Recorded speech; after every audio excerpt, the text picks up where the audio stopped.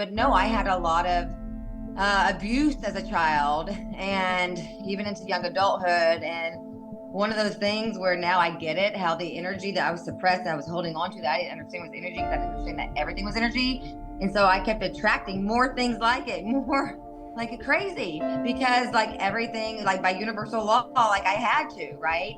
And so because of the suppressed, long story short, because of the suppressed emotions from all of the trauma, just to survive, I suppressed it, right? And disassociated from a lot of it. Then it manifested as a bunch of diseases, you know, in the body, and a lot of ailments that are supposedly incurable, you know, that the system will tell you there's no cure. Everything can be cured though. And so long story short, though, that's what actually led us to even get to ayahuasca, is like trying everything for over 30 years and being at the end of my rope because nothing was working and I was literally dying. That first retreat we ever went on so many years ago, watching her purge and release so much trauma and her first few autoimmune diseases going away, I was like, whoa, okay, there is something really divine to this. All this and more coming up on this episode of the Truth Seeker Podcast.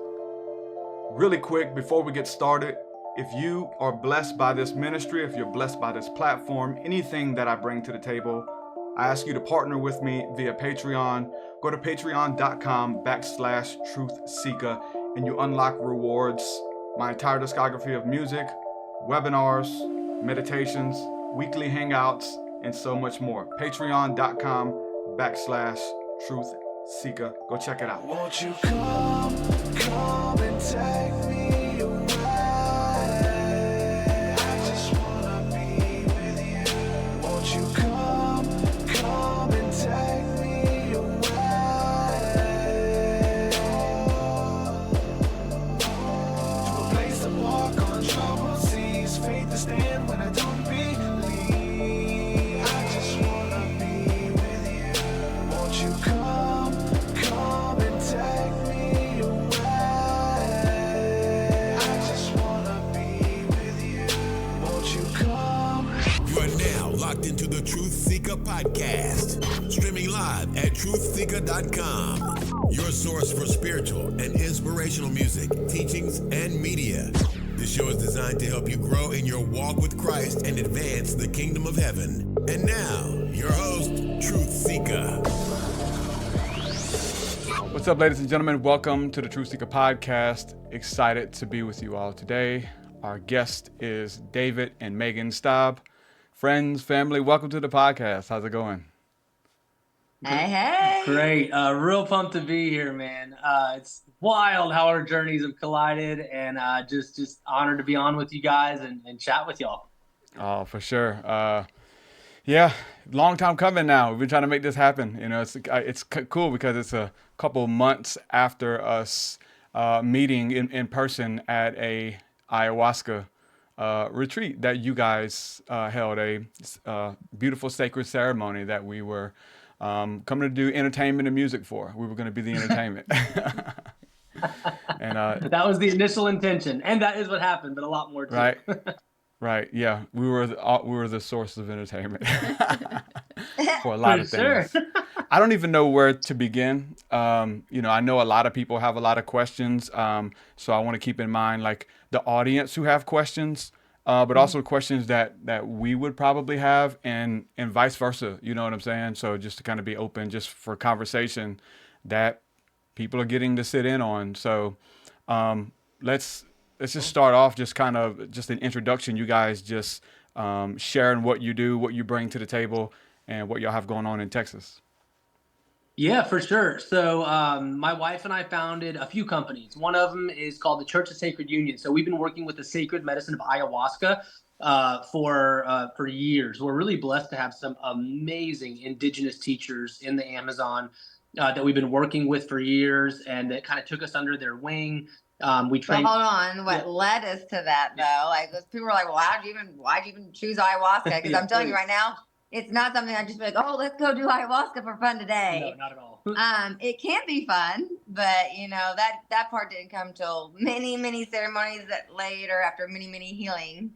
But no, I had a lot of abuse as a child and even into young adulthood. And one of those things where now I get it, how the energy that I was suppressed, that I was holding on to, that I didn't understand was energy, because I didn't understand that everything was energy. And so I kept attracting more things like it, more like crazy, because like everything, like by universal law, like I had to, right? And so because of the suppressed, long story short, because of the suppressed emotions from all of the trauma, just to survive, I suppressed it, right? And disassociated from a lot of it. Then it manifested as a bunch of diseases, you know, in the body, and a lot of ailments that are supposedly incurable, you know, that the system will tell you there's no cure. Everything can be cured though. And so long story short, though, that's what actually led us to even get to ayahuasca, is like trying everything for over 30 years and being at the end of my rope because nothing was working and I was literally dying. And so that's what even like divinely brought us, you know, to the point of like even being so desperate to need something so intense like ayahuasca. Yeah, Megan had over 7 autoimmune diseases, severe PTSD, insomnia, all related to the suppressed sexual abuse. So ayahuasca allowed her to release all of that suppressed energy, which actually healed the ailments. And then we were just divinely called to work with these teachers. And again, long story short, worked with them for years and learned how to work with this medicine. We were initiated in the Amazon jungle, and we began serving the medicine together. Founded the Church of Sacred Union, which is the only legal way to work with the medicine in the States. And then we began facilitating really divine healing retreats over here in Texas. Which also include a divine formula that we also use with psilocybin mushrooms. Yep. Our full formula retreats that I just was really divinely downloaded from the divine, and then personally experienced on my own healing journey. You know, it was all divinely orchestrated for me to be really sick and flared up to where right after an ayahuasca ceremony, because sometimes it'll work with you for a couple weeks after while you're still healing, you know. So sometimes you might feel a lot and feel super raw and not great before you feel better sometimes, but you always feel better. But where was I going with that? Mushroom ceremony. Yeah, thank you. So with that, I was not feeling well. And so I just was like, you know what? I'm going to take this magic mushroom and set the intention of it doing something divine, physically healing for me. And it did. And just the downloads too that I was provided with. But I realized that I was onto something. Whenever you take the psilocybin mushrooms, like a day or two after the ayahuasca, after we finished all our ayahuasca ceremonies, it will activate the ayahuasca again. So it's not like a normal psilocybin journey. It is different. Some ceremonies are more like ayahuasca, but usually there's 9 out of 10 times no purging. And I created this beautiful ceremony that reprograms the mind, since ayahuasca is not doing that. So then now that you don't have all this dense energy, you can now attract experiences that you actually want much easier, right? By universal law. So now let's reprogram the mind, because it's bad habits that you've had because of those energies that you've had for so long. We got to replace that with a new program that's going to like create the life of your dreams with ease. And so that's what that ceremony does too. And so that's really like what makes Magical different, is using all of that to create one big formula that has really been so divine for, I don't even know how many people at this point. It's really amazing to watch people change right in front of your eyes. Yeah. Yeah. And the last piece is the animal sanctuary. So Megan's dream has always been to rescue before a healing center. Yeah. So we have the church where we facilitate plant medicine healing retreats. And on the same location, we have an animal sanctuary. We have, I think, 83 rescues right now. 95% of them were either they were scheduled to be killed or slaughtered or abandoned, or put on a gaming sign to be hunted, you know. So we have the animal sanctuary and the healing retreat. So we have zebras and camels and buffaloes and all sorts of animals, all sorts. It's amazing. It's Narnia. I love it. It's awesome. We did a podcast last night where somebody heard the new song and saw the video of me performing at the ceremony. And they were like, you know, I need to get you on to talk about your ceremony and hear how it was. So we did a podcast last night where we got to share a little bit about it. So when it goes live, I'll share it out with you to hear it, because one thing I was saying, we was talking about the sanctuary, and I'm like, paying attention to the detail. I was like, it almost feels like the whole process of coming to the property is a ritual, and everything that's there, as far as like you know, which statues are placed here, and, you know, what flowers are there, even, you know, the food. And I was even thinking, because we wasn't on the initial calls that you guys have to kind of do the coaching with the guys coming, but I'm assuming that the ritual even starts there, as far as like, hey, let's make this as meaningful as possible. And one of the things I was talking about was all of that, statues placed here and there, but also the animals, and how this is a sanctuary of healing, of restoration for things that nobody else wanted, you know. And so that you guys provided a a space where people can come to bring their junk, literally the animals, or, you know, for us, the parts of our nature and our psyche and our life that are hurting us, and we feel like we can't carry, and we need to come get help and healing, restoration, and we can give something in order to get something. So to bring it to the land that is a place that welcomes the stuff that nobody else wants, the orphans and the widows and the throwaways, man. So I just, you know, see that as an homage of just this beautiful healing ritual that I feel like we took part in. And I don't know if it's by design that you guys are doing that. That's part of the beautiful mystery and intrigue as well, because beauty is in the eye of the beholder, right? So I love it, and I love how Thank you much. for noticing. Yeah, I love the details person. I love how much you're able to see that, because Megan has a few really beautiful spiritual gifts, and one of them is her ability to like cultivate such a sacred space with so much intention. Every little thing has a place. Every little thing means something. So I love that you see that. That's beautiful. I appreciate you sharing that. It's beautiful too how Megan was sharing her journey with her healing and compassion, and then it's like the animals feel it too. Like they've received healing and grace, so they almost participate in the ceremony by bringing healing and adding an extra value to that for the people they're receiving healing. So it's so cool to see when you're moved with compassion, you instantly want other people to feel the healing and the love and the beauty. And it's cool to see the animals feel that too. Yeah, I mean, they're medicine, and it's beautiful because they get loved on when, you know, people come here. So it's like a win-win, you know, and they're all so special. They all have such unique personalities. And the Belgium horse we just saved, he was 3. He's only 3 years young, and he was working for the Amish. His knee got blown out, and he was of no use. They sent him he's going to be slaughtered like 4 or 5 days after we, you know, had to pay a big chunk of money to rescue him. You know, it's all about money, and it's just crazy. And it's a big thing in the horse industry, and it's just so crazy because most people don't know any of this stuff is actually going on.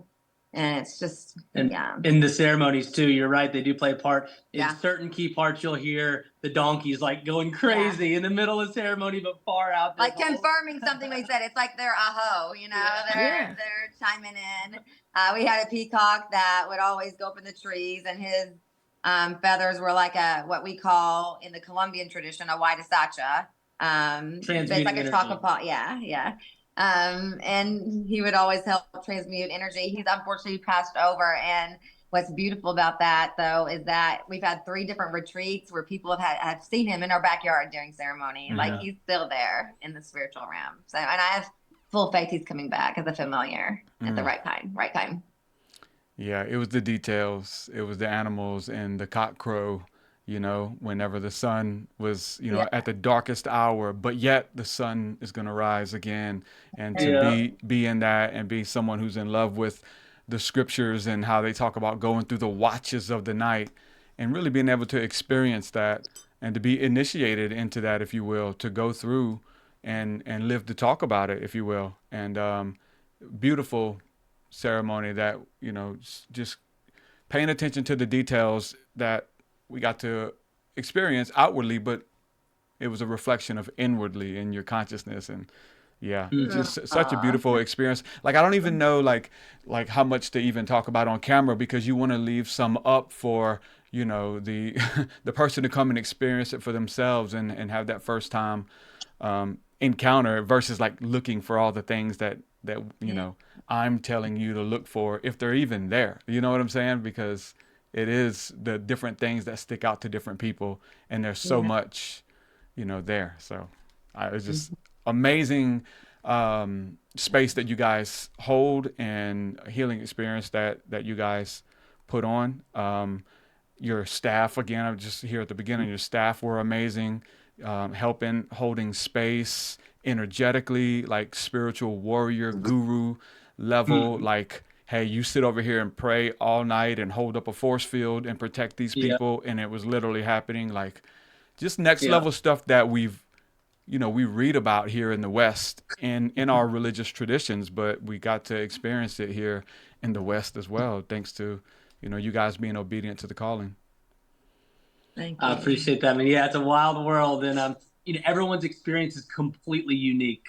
Yeah. It's the wildest thing. Hundreds of times that I've sat, which is not normal. It's our dharma. It's our path. But every single experience is completely unique. Every experience is a new journey that the divine chooses for you specifically to go within yourself, either in the unconscious or whatever you need to connect with and see and release or grow from. It's all unique. So every time we have small groups, anytime we have 10 to 12 people, all 10 to 12 have completely unique experiences. Or every cup's different too. Yeah. So let me ask you this. With that being said, if there was a definition, a mission statement, that, a selling point, like what is it that you're coming to experience if it is different? Is it, because I didn't want to speak out of turn either, and I still don't, to say like this is what it is, because it's like you said, it's different for different people. Is there like a definition or a statement that people are saying yes to? So it's a number of things people would call the ayahuasca for. If I had to summarize it, which it's tough to because there's so many reasons, but it really branches out into one of two main reasons, and there can be a bunch of branches of those two. One of them, it's for deep healing. There's something, they've done as much as they could. There's some kind of massive block with love or intimacy or abundance or purpose or depression or chronic sickness. There's something that they cannot figure out. Do you have like a kind of food intolerances? There's something that just they can't figure out. And then there's this call, and it's something rooted in deep into the unconscious layers, either suppressed from childhood or ancestrally passed down, which ayahuasca works in the deepest layers of the unconscious and in the other realms to bring that stuff to surface and to release it. Or it's for expansion. Someone's wanting to expand in their spirituality. They're wanting to open up their gifts. Everyone has spiritual abilities. Most spiritual abilities lie dormant because of the energy of suppressed trauma, suppressed emotions, or doubt. So either they're coming from some kind of expansion and getting more in tune with themselves and their abilities, or a deep layer of healing, or a mix of the two. But usually it's one of those two that people get called to. Healing in whichever way you need it, right? Like if it's spiritual healing, if it's mental healing, traumatic. He knows what you need. The grandmother knows. Everyone gets exactly what they need. That's good. It's great to have an intention. In the order that you need it. Yeah, it's like very specific. Yep. It's great to have an intention. Like a lot of people are like, I really want this. This is what I'm coming to intention for. And ayahuasca's like, you're missing this over here. This is really what you need. And she gives you this. So, or in order to get that what you want, you got to get rid of all of this shit first. Yeah. So everything in order, right? Like for me, you got to get rid of the lupus before the rheumatoid arthritis, before the Ehlers-Danlos, before all these things, and before the insomnia, before the leaky gut. Like, so the intelligence knows what needs to go first. That's awesome. I wanted to ask, so I guess how did you learn about, or was it just like a download or intuition, learning about that connection between the spiritual holding energy equating to the body and a physical manifestation of sickness? My first ayahuasca retreat showed me just that. It showed me that you got to feel it to heal it. Like, there's no way around it. You have to feel it to heal it. Because once you allow yourself to feel it, it's empowering, and you're allowed to cry and actually feel all the emotions and process it. And then when you're crying, you're releasing it, and then that layer's gone. You know what I mean? So you have to feel it to heal it. But then I realized also, like, I never got the whole I never truly got on a deep level the whole we are one or we're all connected. I got it, but not got it. You know what I mean? Until I did ayahuasca, and I was like, oh my God, like, did I just purge for that person? Did this person just purge for me? And like, it was crazy. And I mean, literally all of that was shown to me and revealed to me in my second night of ayahuasca. Ever with the Shipibo tribe when I started out. Yeah, same thing with me. I saw her journey and all the struggles and like just roadblock after roadblock. And that first retreat we ever went on so many years ago, watching her purge and release so much Wild. trauma and her first few autoimmune diseases going away, I was like, whoa, okay, there is something really divine to this. So it was the first retreat we ever went on really opened our eyes to that. Mm-hmm. Oh yeah, That's awesome. definitely. Yeah, we there's so much obviously that we took away from it and are taken away and still learning, and integrating and figuring out things. For sure. But it's been an amazing journey, and like what has it been, 3 months, something like that, almost 3 months. Mm-hmm. And I'll say one of the big takeaways that I took, and I'm sure Aaron as well, just this different appreciation for darkness. I'll say death. That's what I went through. Just the fear, getting over the fear of death is a big thing that we try to not think about or talk about and change the subject versus like, getting real with it. So once we after the first night, we ended up leaving the next day to go get a hotel and really process some stuff. We felt called to go, go away and not sit the second night because I had a deep experience. I feel like I got what I needed. Felt the call. Again, I think I told you, but just such gratitude for you not like trying to get me to stay. But it was a mirror because it shows me something about me of like what I would have did. And I've done with our retreats, like, no, you can't come unless you ride the whole thing out or whatever. And you're like, man, if you feel called, I trust that you know what you need, but be careful because you guys are open right now, super open to all of the energy. So be careful. And so you helped us with how to guard ourselves, how to protect ourselves, and cleansing and sage, even to be gone just for the night because we was coming back the next day. And but that next day, well, even that night when we left, like just how much we felt like death or things fighting for your attention and fighting for the narrative. And it was the televisions that were on and stuff in a restaurant and stuff like that, just all the negativity coming out of it. We're like, man, we gotta turn that off. But the next morning we woke up and it had been cloudy and overcast the whole time we were in Texas so far. And we woke up and opened the door and the sun was just shining so bright. And we're like, we're sun gazers. We love to sit in the sun and sweat and pray. That's where we do our meditation and stuff. And it was like, yeah, we get to see our friend finally here in beautiful Texas. And so we go for a walk down the street. And as we're walking, we're looking at these buzzards, these big, dark, black buzzards that are flying and are catching our attention. We have a connection and a relationship with the birds. We love the birds. We have a sanctuary here at our home where we, engage with them. And but you have the ones you like, and it's usually the colorful ones and the bluebirds and the blue jays and the red cardinals and all of the fun ones who sing beautiful songs over you and all that kind of stuff. And so the blackbirds and the dark ones, they're like enemies or something, or they're the bad guys or something like that, So as we're walking after the ceremony, we're looking up and they're just doing spirals above us. And we're just like, wow, they're paying attention to them. It's like, hey, I see you. I know the work that you do, and I want to tell you I appreciate you. Thank you for what you do. Thank you for being stewards that cleanse and clean up the earth and the things that we don't want. We know that you can process and eat the things that everybody's throwing away in the roadkill and the trash and the garbage. And we just saw them and we appreciated them. And we had just a magical experience with them in the parking lot of this hotel and walking down the road looking. And then there's bones all on the side of the road. There's like all these dead, like, I don't know, it's a dead animal carcass and stuff. But it's just like, we're just looking and we're just paying extra attention to the death. Because we felt like in the ritual or in the ritual, whatever you want to call it, the ceremony, we was able to give up things that Mother will gladly take and rebirth and repurpose, but we have to give it up and let it die. Relationships, old memories, traumas, to get it out of us, let it die, but also let it go into the earth, nourish the earth, and allow something beautiful to come forth. And just in awe of that everywhere in nature.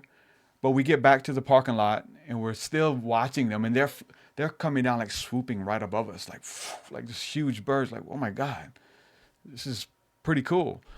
And we're just engaging them, and we look up above us just in contemplation, and there was a light pole in the parking lot, and right above it, at the very top of the light pole above us, was this huge vulture that looked ancient, looked prehistoric, looked old and weathered, and was just sitting there just watching us the whole time, like as we're engaging and looking at the other ones and kind of talking to them and praying and stuff.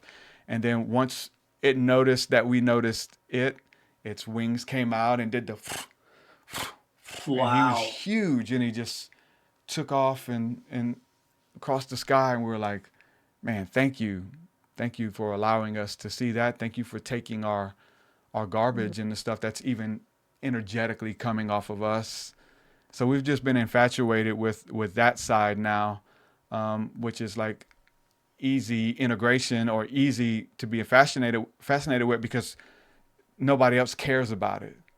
And even with the whole, what you guys represent, showing attention and value and the things that nobody else cares about, which is what Mama does, So yeah, that's been a huge part of our day-to-day walk and fascination with just the whole process, and not just the good side, but the darkness is how we even see the light, No, for sure. And I love the death thing. In our lineage, the Colombian lineage, the Inca, it's known as ayahuasca is known as the vine of death.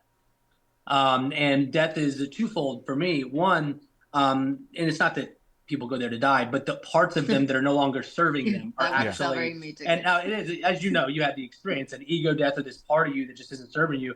It feels like it. Yeah. But a big piece that I personally went through too, in this wild, otherworldly, way too hard to explain years of training before serving the medicine that ayahuasca put me through, I had to come to deep, deep terms with death. She made me like face it time and time again and come to terms with it, because there's so much of the fear of death that unconsciously controls people's reality. The fear of death keeps people away from, and by really coming to terms with it, it actually helped me become even more grateful moment to moment of the life that I have right now.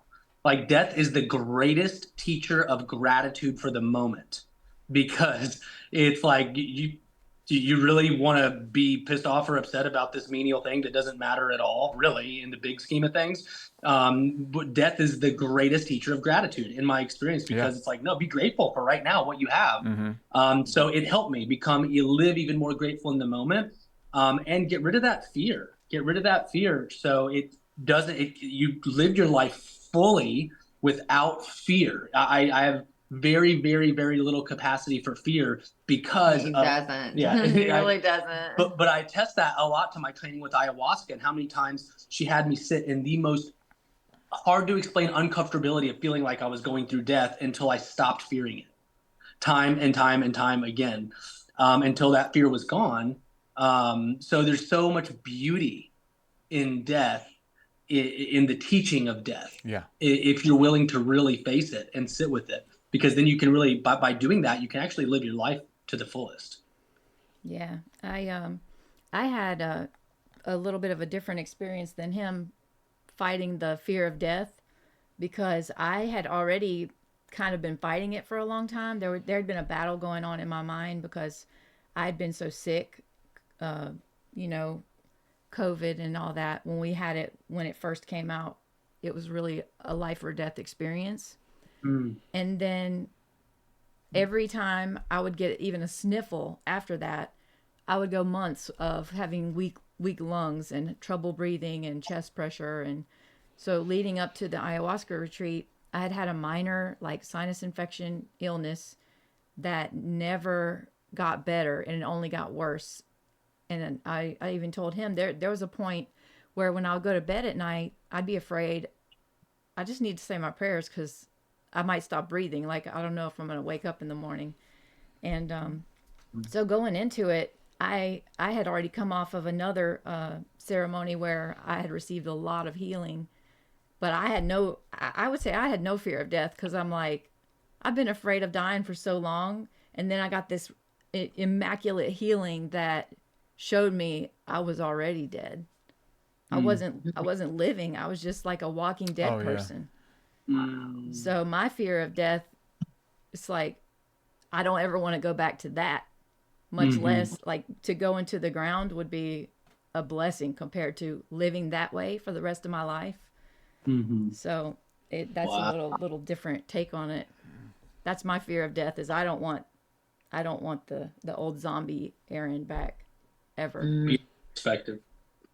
Yeah, we shared this last night too, but it's funny. My daughter has it's something beautiful, but she said the other day, she said, "You guys have been so lovey-dovey since you got back from the ayahuasca retreat."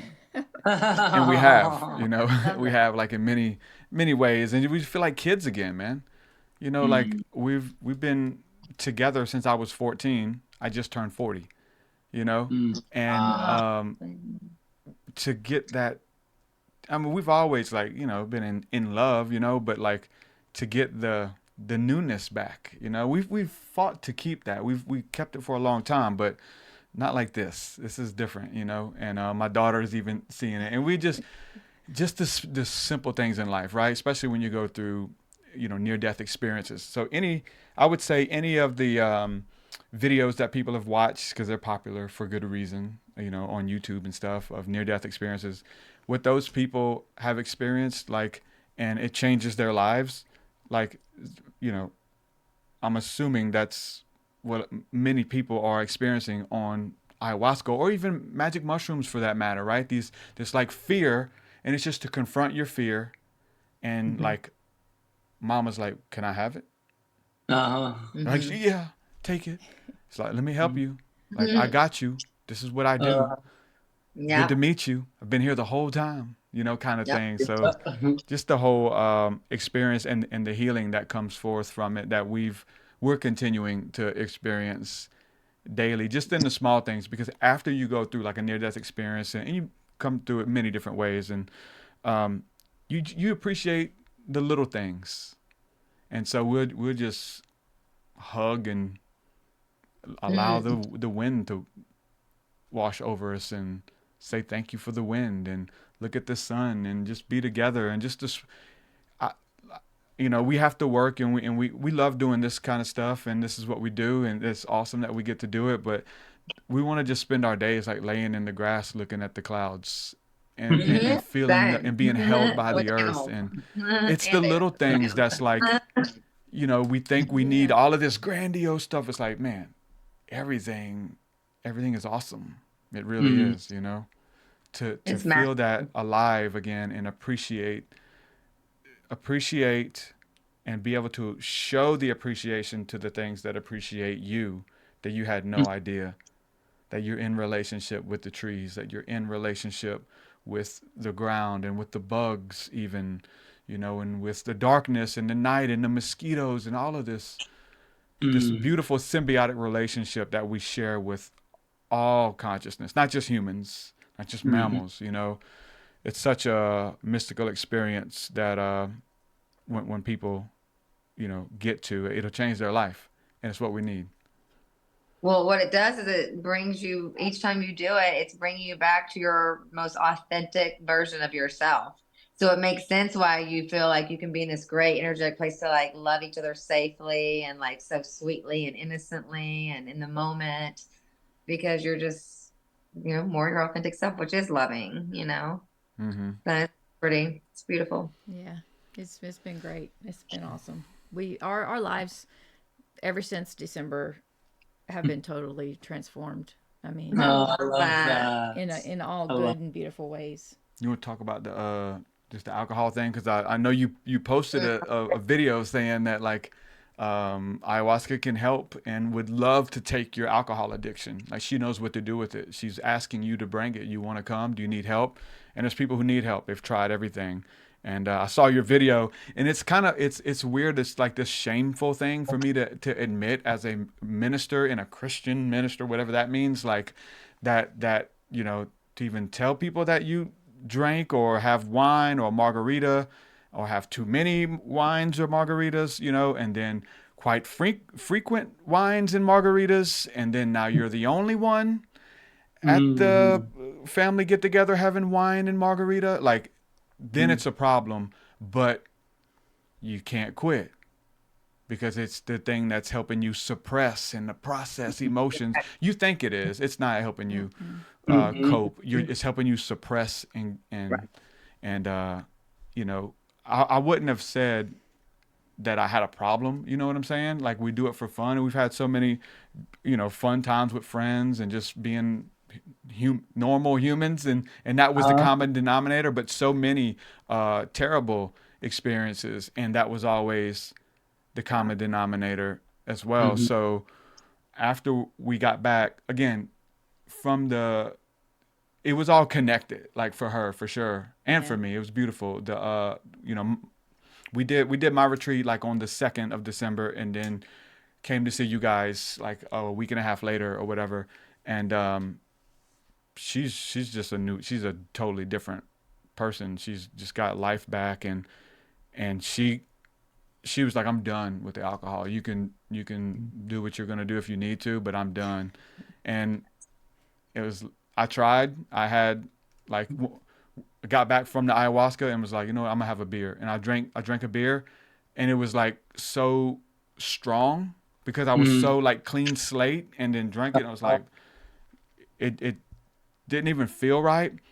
But I didn't feel like I could stop because it's how I've learned to be normal. And that was the excuse, because I'm so, you know, I play this role of this healer, and this is how I can relax. But then I was using it to relax, but I was also using it when I was stressed, and also using it when we wanted to have fun with friends, and also I was like, oh my God. But I didn't know how to stop. And she said she was done, and just that the beautiful energy that came from the ceremony was like, you can do this, you can do anything. But it's the fear. It's still, you're still, you know, working through it.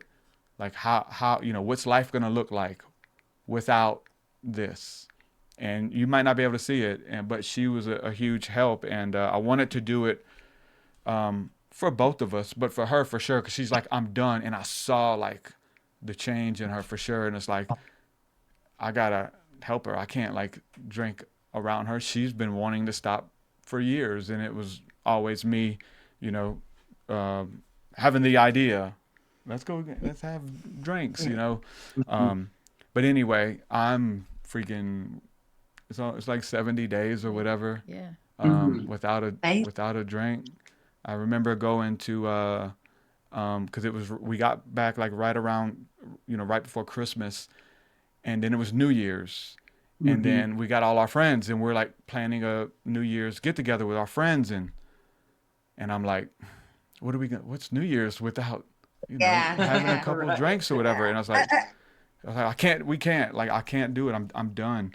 And I remember being on the phone with a friend of mine who was coming, and I was like, yeah, bro, I'm probably not going to drink, you know, tonight. So we want to see you, but I'm probably not going to drink. And I caught myself. It's like, wait, probably. Tell the man straight up. Don't own it. Nah, I'm not drinking tonight, dude. So just so you know, like, if you want to, that's on you. I'm just letting you know, you don't have to stop and get a bottle just for me so we can hang out. He's like, oh, that's cool. That's a great reason for me not to drink. And I'm like, damn, the influence that you have, like, he's like, I'm drinking because you're drinking. Like, so we're like stuck in these cycles. But I was scared though, because going to, like, I'm the life of the party. I'm making people laugh. I'm joking. I make myself look stupid just to get a smile. Laughter is healing, right? I do that. The Joker. But then going to this, I'm like, gotta have a couple drinks to do that. I gotta loosen up, and then, you know, tell those jokes and, you know, whatever. I didn't know what that was gonna look like, And I tell you, like, I never missed a lick. I never missed. I felt like we were drinking because we was just having fun and joking with the fellas, but I was completely sober, and I got to see other friends who had been drinking, and it was like, that's what you looked like. That's what you look like. And he's the only one drinking, but that's what you look like. It's like, man, it's like, I'm just grateful and thankful to just everybody, you guys for that, for my wife, for God, because I don't know, man. It's something that's been looming over my family, for years, and for you too. You made the choice. Like, yeah, it's a big deal. Exactly. You did it. I'm a badass. You are a badass. That's So right. yeah, I wanted to say, man, That's just right. the energy and the recreation, to recreate yourself and to have different connotation with anything in your reality, that I feel like anybody who comes to a ayahuasca retreat or ceremony, they can do it. She would gladly help you and take it. And it's so cool because the ripple effect is that our close friend group now, you worry at first, like, oh, they're not going to hang out as much because we're not drinking, or if they want to go to a bar, they're not going to invite us. All of them have quit drinking. It's just been a ripple effect. Wow, that's so powerful. Yeah, cool. so like what happened in us is happening through us to them. That's I crazy. love that. Yeah, it's awesome to think about too, because you guys know this, because you guys know healing comes in so many different ways, and like, you gotta, like, not everybody's gonna be able to go to the ayahuasca retreat. They may be too scared. Maybe their religion won't let them go. There's so many. Maybe they can't afford it. They can't travel. Whatever. But they can meet somebody who is the embodiment of a ayahuasca retreat, where the medicine is still flowing freely to and through them. And so just to be a channel and conduit for these really ancient natural medicines and teachings is what we signed up for. And it's beautiful to be able to be that. Like, you don't have to go and throw up and be a part of that. No. But I did.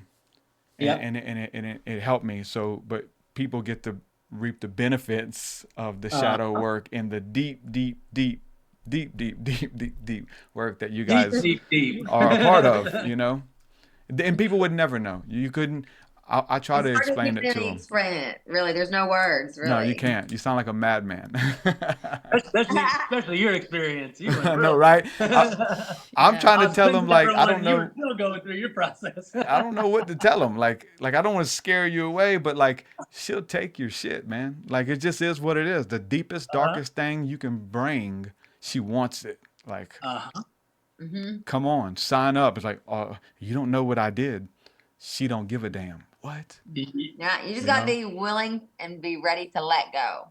Yes. Like to like quit holding on to it, the energy of it, the story of it, because it's not you, it's not your identity. You know what I mean? You've got to be ready to let that shit go. And man, I love that you mentioned the alcohol. We've seen miracle after miracle after miracle with medicine, but I got to say, most consistently, it's healing of addictions, alcohol, and then like autoimmune stuff. We see that stuff healed so consistently.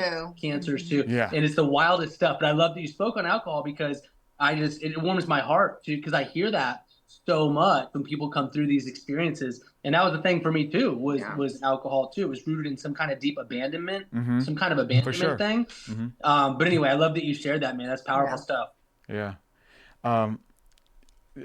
Can you talk a little bit about me? Can you talk a little bit about my music and like how we were invited? Dude, maybe share that story, because I say that just because Back after I talk about my mushroom. I say that just because your mom. I want to bring your mom into this, because your mom is amazing, and she has the tattoo, of. I just think that's so cool, like my lyrics and how that song's, ministered to her and you guys, and it's part of the ceremony. Like, that's just it's so cool. So I wanted to. I was already thinking. It's so funny, while you were talking, I was listening to you, but in my head, so I was like, at some point, I want to say how we connected, because it's wild, man, wild. We listened to you years before we ever connected. Years. I mean, I forgot how I even found you. I don't remember how it was, but the second we heard your music, like time stopped. There was something special about it. There Yeah, was we're like, the whoa. frequencies, the words were so much deeper than anything I heard anywhere on a radio, a CD, You just want to listen Spotify. so you didn't miss a word of it. I was like, whoa, I got to hear this. Who is this?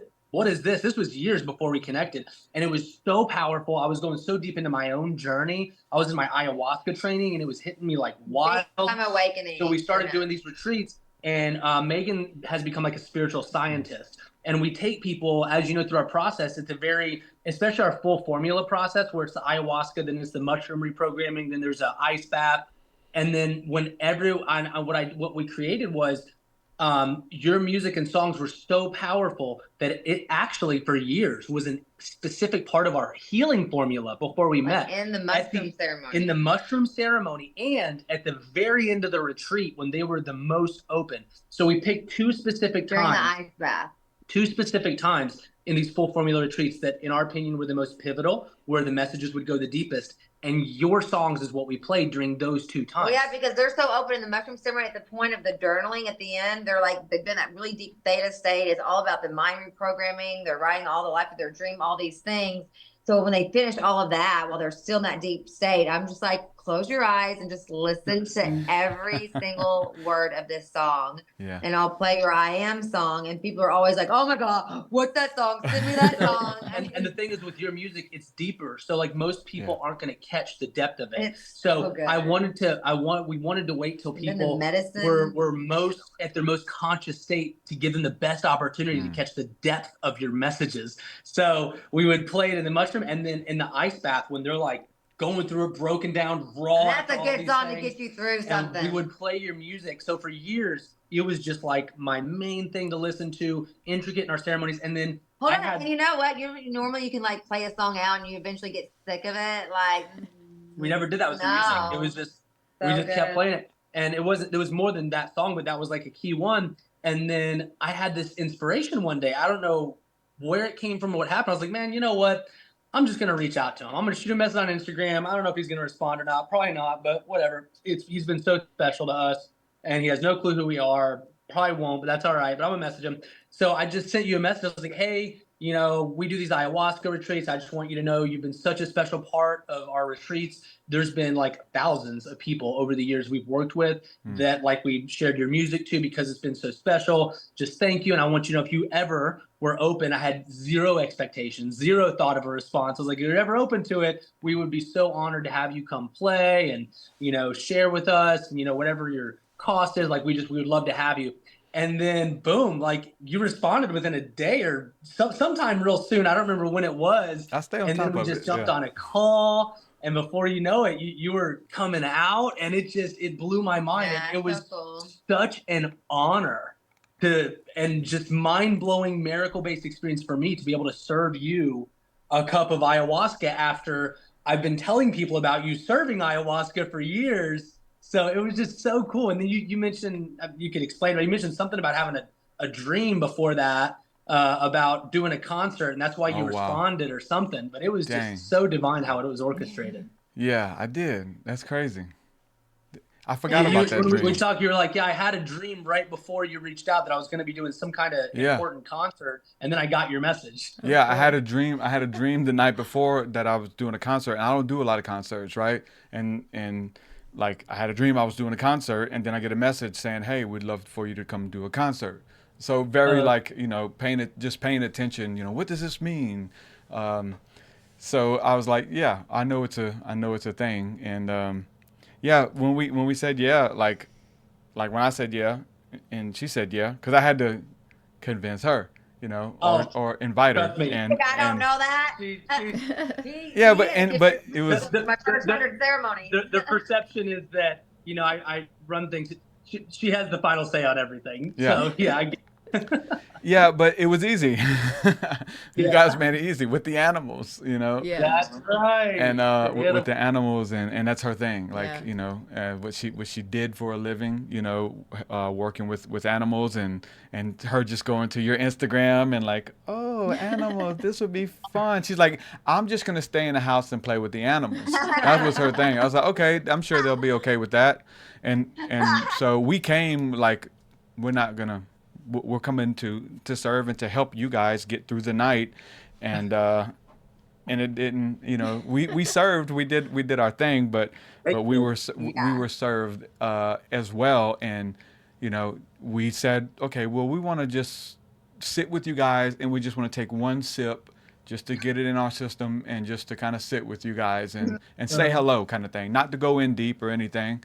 And we did that, and we felt led to do that when we were there, but after the how welcoming it was, and then paying attention of just even with that little bit of like, okay, what are we supposed to do?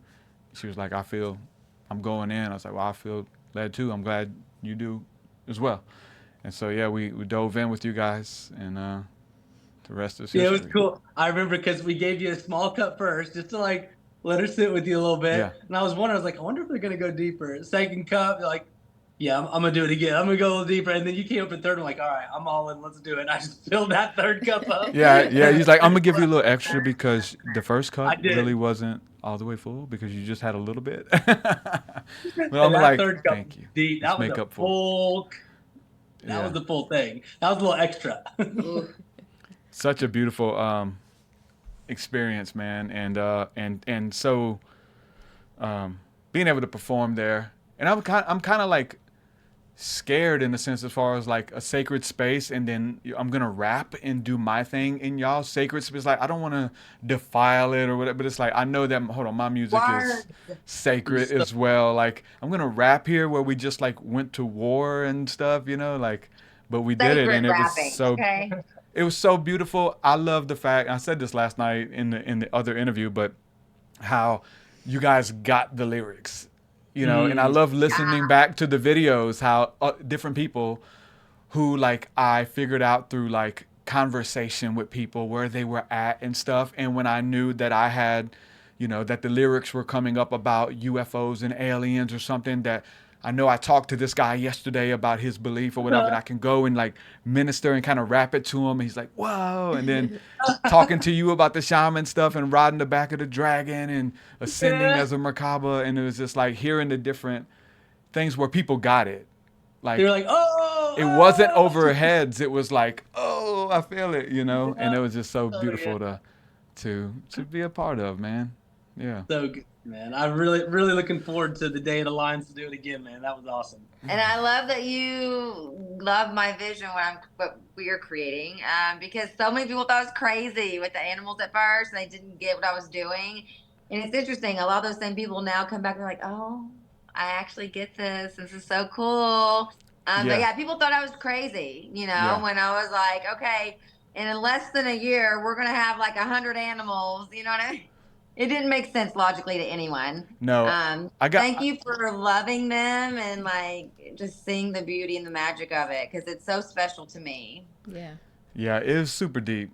And I don't want to give it away I don't want to talk about it on camera. I like to talk to you guys off camera about just some of the other deeper revelations, just because I don't want to spoil anything for people that would have people looking for things that were just so special to us about the animals and stuff. But everything there was magical and magical. So did you have another question? I did. It's kind of it feels like a deep question to me, but so when people are coming and they're getting out all of this negative stuff, spiritual energy, sometimes demonic energy, when the negative energy comes up, where does it go? Do you send it somewhere? Can you talk a little bit to that?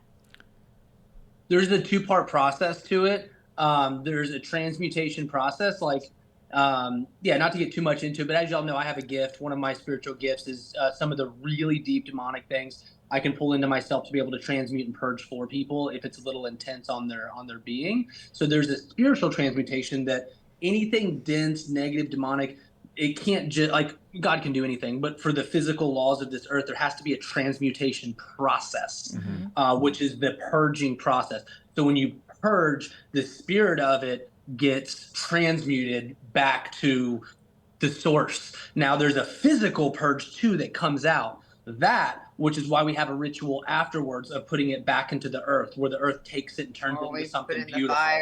The fire can transmute, you know. So it's a two-part transmutation: the physical transmutation of the spirit of your vessel, transmuting it. Anytime you purge something, your spirit is activating and transmuting it back to the source and out of your being. And then the physical liquid, there's something with that too that has to go back into the earth, where the earth turns it into something beautiful.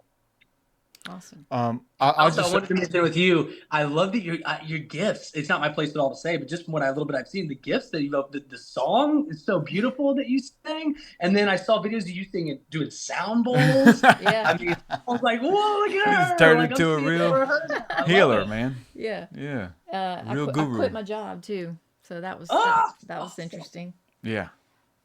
Insanity. The place of dreams fulfilled. Yeah, that's one thing that has been on our hearts a lot is the transmutation of the darkness and how much we absorb. It's something I've experienced naturally for years, but I didn't know any science behind it. It was just intuitively sucking spirits out of people's aura field. Just to be honest with you, it's and it was like kind of strange to talk about, like, kind of thing. And then then I dove into some really deep studies and did this whole biblical teaching on it, where I'm finding nuances in the Bible of breathing in spirits and breathing out spirits as well. This beautiful thing that I'm only learning intuitively by Spirit is teaching me. And then to see, and I didn't know any of the breathwork element of what you guys do until, like, I needed it at the very end, where it was getting really heavy for me, and I needed to be cleansed, and I was cleansed with the sage and with the fire and with the feathers, but also with you inhaling to say, I got this, come here, breathing it into you, and then burping it out, and then you transmuting it later. There's like, we're naturally learning, because, like, I don't know if there's any books on it. Most of this stuff is, secretive, but many of us are doing it without knowing it. And so we don't know that there's laws. We don't know how to, we can't just cast demons and spirits out of people without giving them a job or somewhere to go, because they're going to find the least path of resistance, and they're going to your son. They're going to this random person, and we don't want that to happen either. So us as students and experiencers, like, what to do and best practices and stuff like that. There's not a lot of books on it. I think for good reason, but I think most of us are being initiated into this mystery school that has no books and has no, lineage. It's just like, hey, I need you here. You're in the perfect spot here. You're going to start learning and walking in it. So yeah, the transmutation of darkness. We read yesterday in the book of the Emerald Tablets of Thoth. It says that the transmutation of darkness into light is light of the supreme light, of the light of the all that is God, that is the emanation behind everything, for like that energy, that alchemy to take darkness and turn it into light for somebody. It's like this everlasting, beautiful light. But we're seeing it everywhere, and we're experiencing it. Things that we learn from being there. Like we had a relationship with Sage, but just ceremonially, like, I'm, part Native American, grew up on a reservation. We know to do it to cleanse an area, but we haven't experienced fumigation. We read about it all through the Bible, and the priest experienced it, but we thought it's just symbolic. No, I was able to feel that war and how that was a tool and a weapon that certain spirits manifested because of that smoke was there and the intention that was there. So we had some crazy. We just had our retreat. I just got a didgeridoo. Oh, Nice. I'm One thing I a want to share that's going to help you though, real quick. yeah. That I've learned, and it's so simple, is just showering. So you have long hair, so energy is going to collect in our hair.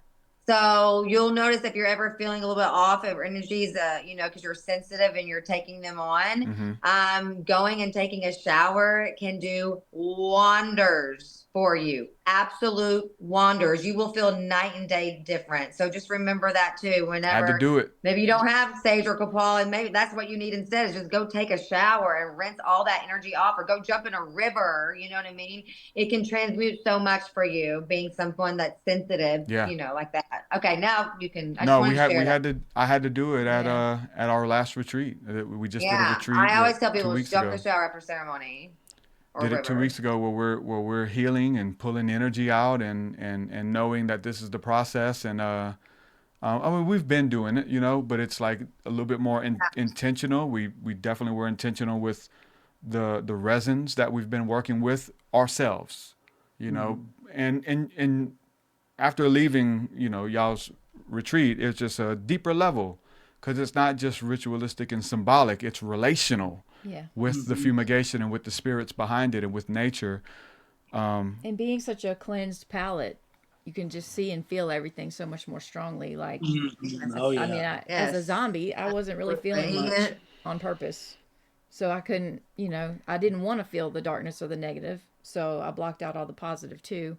But anyway, like coming off of that and being so open and clean, you could see and feel things so much more strongly than ever for me.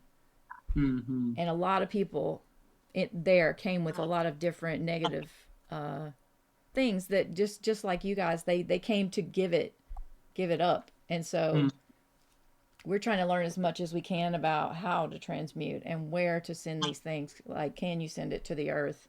Do you send it to the fire? You can. Yes. Yeah, we use sage, and then like he said, Use copal. Copal can get some of the densest energies. Get some copal and charcoal discs, and use copal as well. Yeah. We had stuff manifest in people who's like start choking and stuff, and I'm like, there's a reason, and the reason came up that they had like this trauma, but then people wouldn't let us burn it, and this was like a part of our ceremony, and they're like, hold on, this person, if you want healing, like this is a sure way. It was just messing with her sinuses. No, like this is part of our, this is what we do, like kind of thing. And it was but things manifested, and we got to see it made things manifest, like just by simply burning the incense and working with it with intention. They're like, hey, there's some people in your midst that aren't who they pretend they are, and it freaking brought it out. People that we would never think. Like, it's some wild stuff, man, but just such a deeper appreciation for energy and in the subtle ways that it works, and the birds that showed up, and we were just like honoring the birds, and then the divination, the birds talking to us telepathically, telling us, hey, I know who the birds know who, man, I'm just telling you, the birds know who these people are. They listen. When you're not around, the birds are around. The trees are around. We talk to the trees. We hug the trees, and they're telling us the shit y'all doing. So this is how we're operating, and a lot of us are operating on this, and we don't know the science, and we don't know that where it's coming from. We're just downloading. Man, bring them some seed, man. Bring them some, water that plant. That plant's trying to help you. You know what I'm saying? And so, such a deeper appreciation for all of it. And we need all it. Those things that are always there, Yeah. right? They're always there, that you're able to notice it, in that moment. It's deep. It's fun. I had no appreciation, no desire to incorporate a didgeridoo into my music. Cool instrument. You're blowing on a wow. Awesome. Cool. It sounds cool, I guess.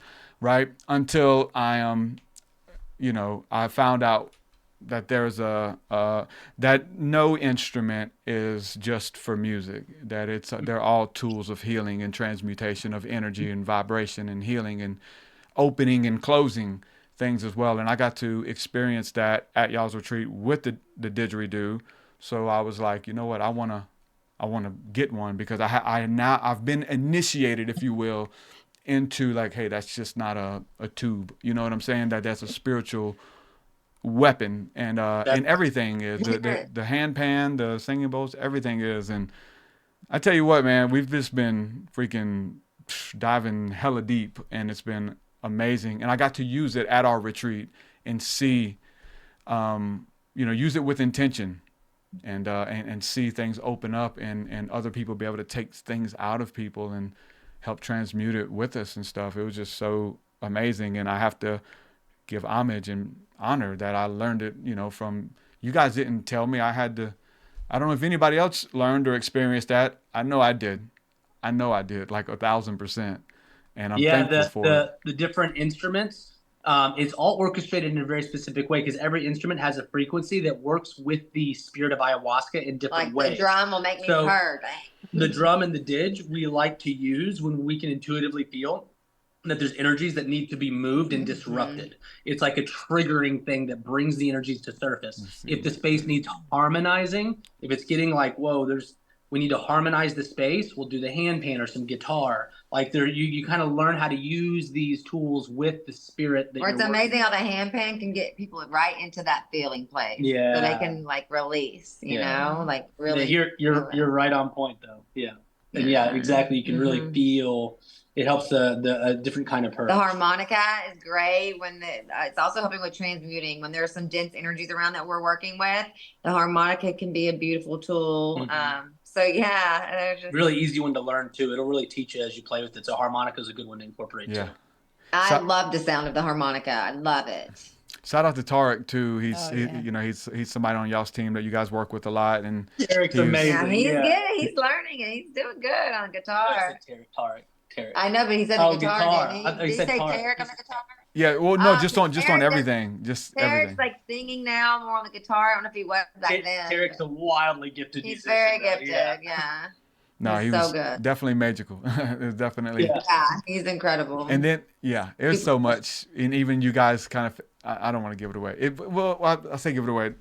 It felt like there was a duel of like, even at the end, like that's, because we're like, is it over yet? And then there was the beautiful, like one of you were wearing white, you like put on a white jacket, and the other one's wearing black, like at the end of the night. And then there's almost like you guys were going back and forth, dueling and singing, and we're like, we want the aggressive music versus the soft music that we need to help us. We were, man, you guys are geniuses, and you could tell you take it very seriously. Just the little things, the little nuances, Yeah, I appreciate that. Thank you. The kind words. You got anything else? No, I was just to speak on Tarek. Like, he said so many things that were wildly profound to me. He always does. It was like he gave me permission to do music almost, because he had said he always does that too. Yeah, he says just play, just play. It's called playing music. Yeah. You don't have to be good at it. You don't have to hit the right notes. Just sit down and play. And I was like, oh, I could do that. I can play. And, I love that. Well, it's definitely showing. Slow to speak and like very careful with his words, and that made me want to be slow to speak and careful with my words. And your whole team there really poured into us. Tessa was amazing. Even like the little card, somebody had made a little card to put in our room where we were staying, and it said Truth Seeker and Queen Goddess Wifey. I was like, Amber did that. Yeah, that like honored me in such a special way. Even just she will love to hear that. And we love you guys, and thank you. It's been life changing. Just you reaching out to connect with him and invite us.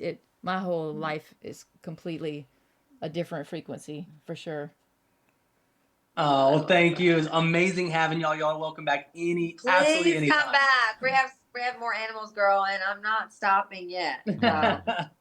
Anytime y'all feel the call, you send one message and you're right out here. For sure, man. Just here now, like, let people know how they can get involved. Like if people want to come to if they feel called to sit in on a ayahuasca ceremony and participate, where do they find out your dates and all that cool stuff? For sure. Our biggest channels are Instagram and TikTok. Both of those are at Magical Heals. Magical is Magical. So it's like magical, but with a E. Magical. So it's Magical Heals. At Magical Heals on Instagram or TikTok. I make it a point to respond to every DM. So you can message me on there. I'll definitely respond. Our website's magical.com. So we have a website there. And then anyone that wants to come see the animals, we're doing a lot of beautiful projects with the animals. We're going to have a lot of events that are donation-based. Magical Animal Haven on all the things. Magical Animal Haven, at Magical Animal Haven. But I'll send you some of the links so you can put those out there. But we have some amazing, we're going to be having donation-based and free events to come visit the animals and be part of the growth of the sanctuary. We have children's books that we've written, and our animals are the characters, and we're going to have more of those to come. They're like Dr. Seuss style, really good. There's one on Amazon now, Pepe's Grounding Adventure, but we're going to have events even for kids where kids can come get live storytelling. If they get to meet the animal in the book, like all sorts of cool things. And I love mindset. I love conscious entrepreneurship. So I do a lot of personal and group coaching on all that stuff too. So yeah, reach out anytime. We always need volunteers at the sanctuary. If you just want to come brush the pony's hair, or you know what I mean, there's always something that needs to be done. And we always welcome that help here too. Good stuff, guys. Well, yeah, we definitely recommend it. And for anybody, like it's one of the things, like I feel like it calls you. I think the people listening, it's not like I'm let me think about it. It's like, no, I need to go. You'll know. Like it'll pull you. I want to give up my addiction too. Yeah, you know already if you're supposed to go. So if that's you, make sure you check out their website, their Instagram, and yeah, you'll be in good company and in good hands. So guys, definitely check it out. That's another thing too. I worry, like after coming to you guys, you're so intentional and so careful and trustworthy. And when I hear somebody going somewhere else, I'm like, oh, I don't know. I don't know that team, but I know our team was amazing. Like, it just makes me, I just can't imagine anybody being more intentional and careful and honoring like you guys did. In so many ways for yourselves and that's a big thing. That it's not just nonchalant. Oh, another ceremony. Let's get these people in and out. Let's bust them in and out.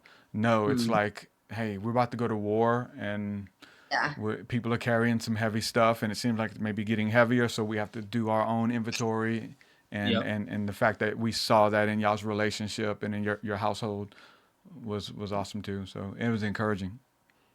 Thank you. Thank you both so much. All right. Well, everybody, make sure you check out their work. Go to their website, Instagram, and follow David's Instagram in general, because I mean, there's so much good information on there. He's a genius at his YouTube or Instagram and Facebook Reels and all that cool stuff. They're really good, informative, and entertaining as well. So definitely y'all can check it out. All right, everybody. Peace. Peace. Happy healing.